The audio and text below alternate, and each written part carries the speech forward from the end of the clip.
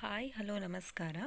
ಇವತ್ತು ನಾನು ಮಾಡಿದಂತಹ ಕಾಲಿಫ್ಲವರ್ ಪಲ್ಯನ ಹೇಗೆ ಮಾಡಿದ್ದೀನಿ ಅಂತ ಹೇಳ್ತಾ ಇದ್ದೀನಿ. ನೀವು ಟ್ರೈ ಮಾಡಿ ಅಂತ ನಾನು ಹೇಳಲ್ಲ, I am just sharing with you.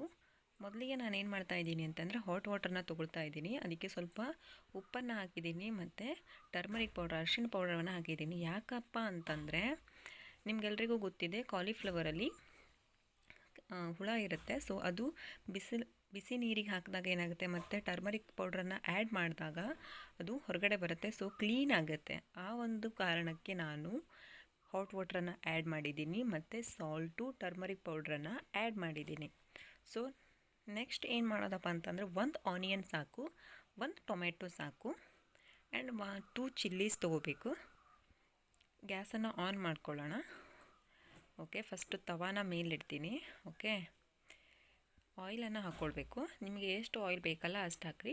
2-3 table ಸ್ಪೂನನ್ನು ಹಾಕೋಬೋದು. ಇಟ್ಸ್ ಲೆಫ್ಟ್ ಟು ಯು, ನಿಮಗೆ ಬಿಟ್ಟಿದ್ದು. ನೀವು ಎಷ್ಟು ಆಯಿಲನ್ನು ಹಾಕೋಬೇಕು. ಅದಕ್ಕೆ ಸಾಸಿವೆನ ಹಾಕ್ತಾಯಿದ್ದೀನಿ, ಮಸ್ಟರ್ಡ್. ದೆನ್ ಸ್ವಲ್ಪ ಜೀರಿಗೆನ ಹಾಕ್ತಾಯಿದ್ದೀನಿ, ಯಾಕೆ ಅಂತಂದರೆ ಚೆನ್ನಾಗಿ ಬರಲಿ ಅಂತ. ಆಮೇಲೆ ಸ್ವಲ್ಪ ಚಿಲ್ಲಿಯನ್ನು ಆ್ಯಡ್ ಮಾಡಿದ್ದೀನಿ. ಆಮೇಲೆ ಒಗ್ಗರಣೆ ಎಲೆ ಕೂಡ ಹಾಕಿದ್ದೀನಿ. ಸೊ ನಾನು ಮಾಡಿದ್ದನ್ನು ನಾನು ಹೇಳ್ತಾ ಇದ್ದೀನಿ, ನೀವು ಇದೇ ಮೆಥಡಲ್ಲಿ ಮಾಡಿ ಅಂತ ನಾನು ಹೇಳ್ತಾ ಇಲ್ಲ. ಆಮೇಲೆ ಸ್ವಲ್ಪ ಆನಿಯನ್ ಹಾಕಿದ್ದೀನಿ. ಸ್ವಲ್ಪ ಎಣ್ಣೆಲೇ ಫ್ರೈ ಮಾಡ್ಕೋಬೇಕು ಆನಿಯನ್ನು. ಆಮೇಲೆ ಸ್ವಲ್ಪ ಟೊಮ್ಯಾಟೋನ ಆ್ಯಡ್ ಮಾಡ್ಕೋಬೇಕು. ಇದು ಲೋ ಫ್ಲೇಮಲ್ಲಿ ತುಂಬ ಚೆನ್ನಾಗಿ ಫ್ರೈ ಆಗ್ತಾ ಇರಬೇಕು. ಬ್ರೌನ್ ಕಲರ್ ಬರೋತನ ಫ್ರೈ ಆಗಲಿ. ಟೊಮ್ಯಾಟೊ ಮತ್ತು ಆನಿಯನ್, ಫಸ್ಟು ಆನಿಯನನ್ನು ಹಾಕಿದ್ದು ಸ್ವಲ್ಪ ಫ್ರೈ ಮಾಡಿಕೊಂಡು ಆಮೇಲೆ ಟೊಮೆಟೊನ ಹಾಕಿದ್ದೀನಿ. ಇವಾಗ ಕಾಲಿಫ್ಲವರನ್ನು ವಾಶ್ ಮಾಡಿದ್ನಲ್ಲ ಅದನ್ನು ಹಾಕಿದ್ದೀನಿ.